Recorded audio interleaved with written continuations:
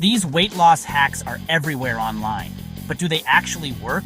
I tried 5 viral hacks for 7 days, and here are the real results. All right, team, how are we doing? It's Joe here, and today we're diving headfirst into something a bit different.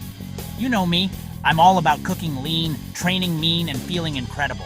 But my social media feed is absolutely flooded with these so-called weight loss hacks. You've seen them, right?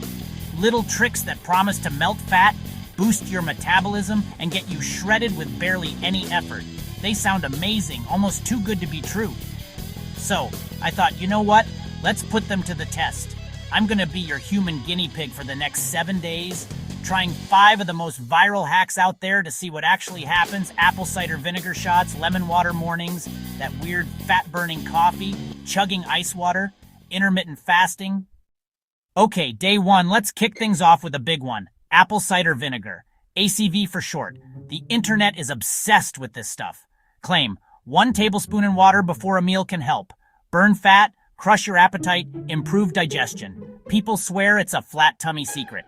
This morning before my usual brekkie, oats, berries, I did it. 1 tablespoon raw, unfiltered ACV into a glass of water. Got it down. Mission before every main meal today. My honest reaction, wow, properly sour. Tastes like vinegar, sharp, acidic, gives you a shudder, like a punch in the face. I repeated it before lunch and before dinner. Taste didn't improve, but it made me feel a bit fuller. Maybe from the vinegar, maybe from drinking a full glass of water. So what's the science? I had a little look, and it's a bit of a mixed bag. Some small studies. Acetic acid might slightly boost metabolism. It may increase fullness, fewer calories. One study, slightly lower blood sugar spikes after a carb-heavy meal. But long-term weight loss evidence is weak, not a magic bullet. By the end of day 1, energy, no change. Mood, fine. Stomach, a bit gurgly. Ate maybe a little less at dinner, hard to tell. Main takeaway, lingering vinegar taste. Not convinced yet. Feels like a lot of unpleasant effort for uncertain reward. Let's see what tomorrow brings. Good morning, everyone. We're on to day 2, and after yesterday's vinegar shocker, I'm actually looking forward to this one. This is another one that's all over the internet. The claims are massive. It's supposed to alkalize your body. A bit of a myth, by the way. Detox your liver, fire up your metabolism, give you glowing skin. It sounds like a miracle in a mug. So this morning, before anything else passed my lips, I squeezed half a lemon into a cup of warm water and drank it all down. Compared to the apple cider vinegar, this was an absolute dream. It's refreshing, it's zesty, a nice, gentle way to start the day. It's much more pleasant and feels quite hydrating after a long night's sleep. I can see why people enjoy this as a morning ritual. It doesn't feel like a chore at all. In fact, it kind of made me feel a bit more awake and ready to tackle my morning workout. Now for the science bit. Does lemon water actually boost your metabolism and detox your body? Well, not really. Your liver and kidneys are your body's built-in detoxification system, and they don't need any help from a lemon. While lemons do contain vitamin C and antioxidants, the amount in 1 glass of lemon water is pretty small. The main benefit here really comes from the water. Starting your day with a glass of water, warm or cold, is fantastic for hydration, and being well hydrated is essential for your body to function properly, which includes your metabolism. So it's the water doing the heavy lifting, not the lemon. By the end of day 2, I can honestly say I enjoyed this hack. It didn't magically give me a 6-pack overnight, of course, and my energy levels felt pretty much the same as usual. But as a simple, healthy habit, I'm a fan. It encourages you to drink water first thing, which is something we should all be doing anyway. It feels more like a wellness ritual than a hack. It's not going to cause dramatic weight loss, but it's a positive, healthy way to begin your day. It's a definite improvement on yesterday, that's for sure. Right then, day 3. Today, we're tackling a hack that has been absolutely everywhere online: fat-burning coffee. You've probably seen the videos, people adding a strange mix of ingredients to their morning brew, claiming it torches fat and skyrockets their energy. The most common recipe seems to be instant coffee, a squeeze of lemon juice, a dash of cinnamon. The theory, this combo supercharges your metabolism and helps your body burn more fat for fuel. It sounds intense and frankly a bit weird, but for science and for you lot, I'm giving it a go. I brewed my cup this morning, mixing my usual black coffee with about 1/4 of a lemon. I skipped the cinnamon for the first try. My first sip was interesting. Not disgusting, but not delicious either. Slightly sour, acidic coffee. It ruins the rich taste of the beans. A strange combo of flavors that don't belong together. I managed to finish the cup, but I can't say I enjoyed it. It also gave me a bit of a nervous, jittery feeling. Let's look at the science. Can lemon in coffee make you burn fat? In a word, no. There is no scientific evidence to support this claim. Coffee, caffeine, can give a small, temporary metabolic boost. Lemon provides vitamin C, but mixing them doesn't create a magical fat-burning potion. Any small metabolic increase comes from caffeine alone, which a normal cup gives you. These claims are unfounded marketing hype, a classic example of social media misinformation. By the end of the day, I felt a bit wired. My stomach was slightly acidic, like the apple cider vinegar day. Plus added caffeine jitters. Energy was spiky. Big morning rush, crash in the afternoon. It didn't suppress my appetite, and I don't feel any leaner. For me, this hack is a total bust. It ruins a perfectly good cup of coffee and gives no benefits beyond caffeine. I'll be sticking to my regular black coffee from now on, thank you very much. All right, team, we're powering through the week. For day 4, the hack was to drink ice-cold water throughout the day.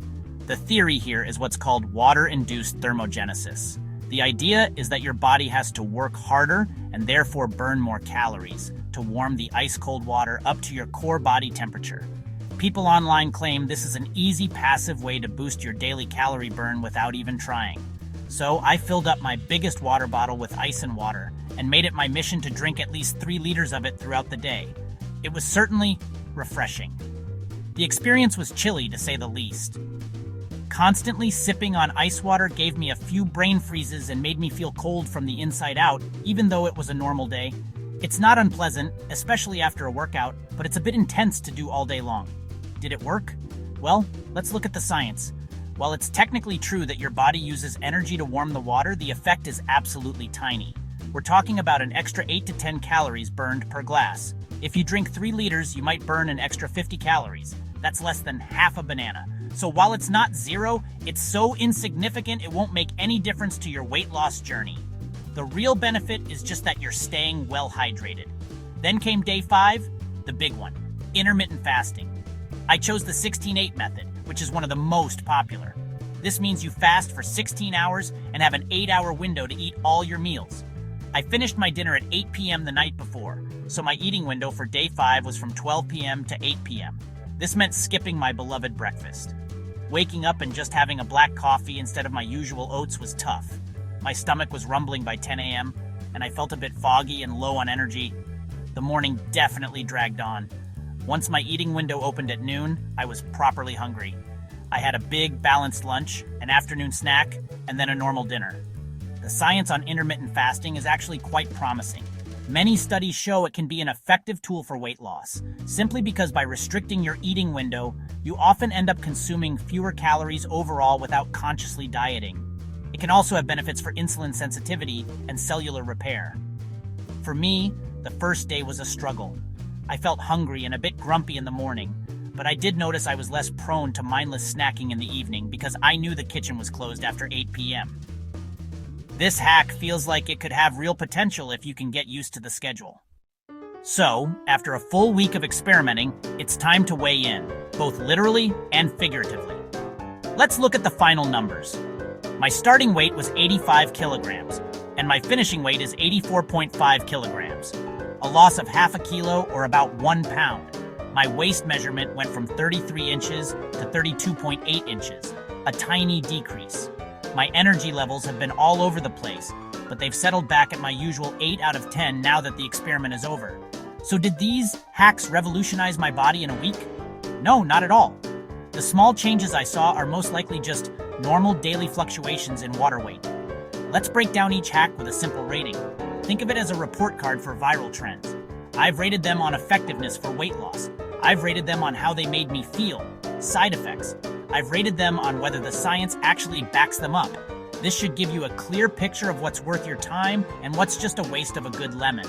The apple cider vinegar was unpleasant and offered no real benefits. The fat-burning coffee was unpleasant and offered no real benefits. The ice water hack was pointless. The calorie burn is just too small to matter. The lemon water was lovely. It's just a nice way to drink water. It's not a weight loss tool. The only hack that stood out with real potential and solid science behind it was intermittent fasting. It was the most challenging. It's a structured approach to eating that can genuinely help with calorie control. And it has other potential health benefits. So what have we learned from this whirlwind week of viral hacks? The biggest takeaway, there are no magic shortcuts to getting lean and healthy.